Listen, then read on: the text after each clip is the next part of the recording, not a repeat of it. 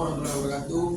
Perkenalkan saya sebagai moderator dari kelompok 2 Tes. September Manunggal, Fitresya Supani Putri, Amelia Deslereski, Politika Adinda, Tiara Isania, Azwa Uftasa Maula, Nisrina, Narani Saulia, Nurhalisa, Dinda Agustin, Sari Aulia Adita, Zulhaniza, Kalmila, Islam Imam, Muhammad Dilan, Fauzan, Rakaman dan Maududi, Estilia Tuti, Farhan Ainisa, Justira Fordiana, Jadila Terputia, dan Tidak Biaryadi, Soferati, Marisugani.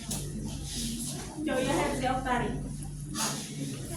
Materi yang akan dibacakan dari kelompok 2 langsung dibacakan oleh pengertian dan dasar kelembagaan. Pengertian kelembagaan adalah sesuatu yang telah disepakati dan distrukturisasi terkait perilaku peran yang berlaku dalam sebuah hubungan dan definisinya sudah mendasar dan membudaya. Aspek kelembagaan menekankan pada tatanan nilai moral, pula hubungan manusia serta peraturan-peraturan yang berlaku dalam masyarakat. Tujuan pengelolaan kawasan perkotaan pada dasarnya untuk mewujudkan visi dan misi kawasan perkotaan sesuai dengan rencana tata ruang. Di samping itu, salah satu perwujudan pengelolaan kawasan perkotaan tidak jauh pada kegiatan kelembagaan perusahaan perkotaan. Kelembagaan kawasan perkotaan memiliki tujuan untuk menciptakan pembangunan yang berkelanjutan, di mana suatu kawasan perkotaan harus dikembangkan dan dikelola sebagai kawasan perkotaan sesuai besaran jenis kawasannya. Kelembagaan memiliki beberapa komponen utama, terdiri dari yang pertama, batas yurisdiksi, yaitu lingkup subjek dan objek yang tercakup dalam suatu kelembagaan. Yang kedua, property right, yaitu hak dan kewajiban yang diatur oleh hukum, adat dan tradisi atau konsensus yang menjalin hubungan antar anggota masyarakat dalam hal kepentingannya terhadap sumber daya.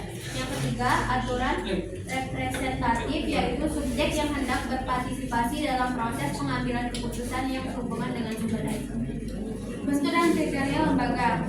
Bentuk lembaga, struktur organisasi atau kelembagaan diartikan sebagai bagaimana suatu pekerjaan dibagi, dikelompokkan atau dikoordinasi secara formal.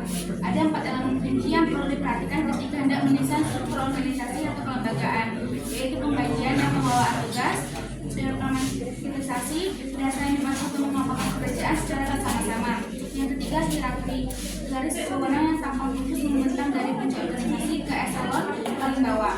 Yang keempat, koordinasi, mengacu pada sejauh mana tingkat pengambilan keputusan terkonsentrasi pada suatu titik di dalam organisasi.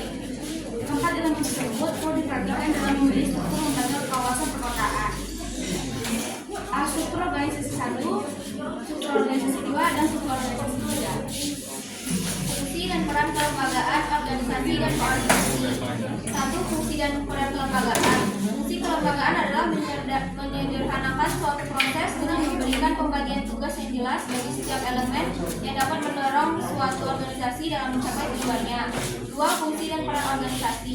Organisasi adalah suatu kerjasama sekelompok orang atau badan untuk mencapai tujuan bersama. Fungsi organisasi adalah membuat suatu kegiatan atau proses menjadi efektif dan efisien dengan mengatur aktivitas dan kerjasama yang dilakukan oleh masing-masing orang.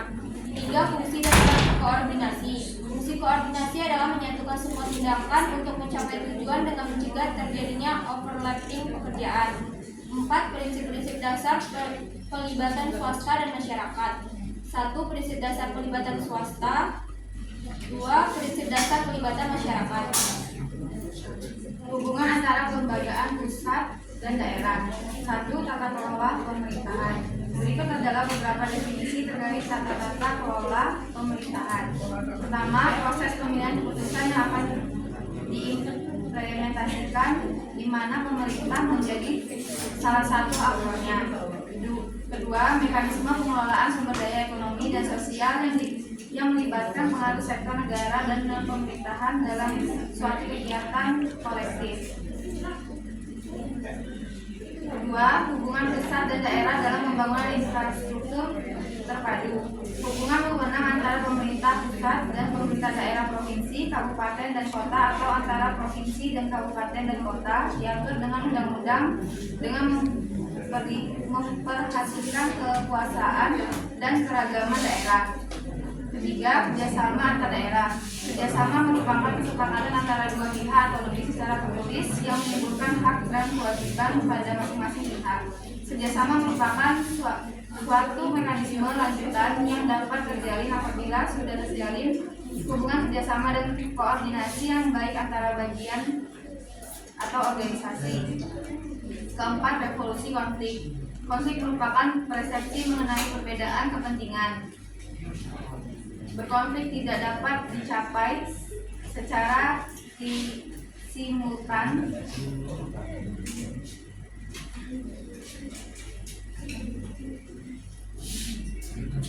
Pengalaman praktis. Tujuan kelembagaan dan koordinasi kawasan perkotaan metropolitan adalah mewujudkan kawasan perkotaan sesuai visi, misi, dan tujuan kawasan perkotaan tersebut. Sebagaimana tertuang dalam Perpres RTR, kawasan yang bersangkutan perkembangan secara fisik, sosial, budaya, dan ekonomi di kawasan metropolitan adalah kerusakan lingkungan hidup, infrastruktur, dan transportasi. Oleh karena itu, pengelolaan kawasan metropolitan perlu dilakukan secara spesifik sesuai dengan karakteristik setiap kawasan.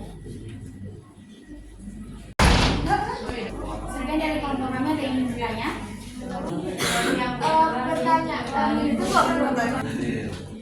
Perkenalkan, nama saya Felicia Anggreni dari kelompok 1.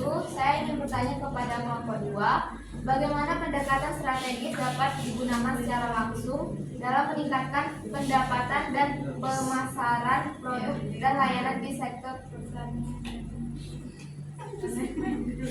Pendekatan strategis dapat digunakan secara langsung dalam meningkat dengan cara berikut. Saya akan menjawab pertanyaan dari kelompok 1.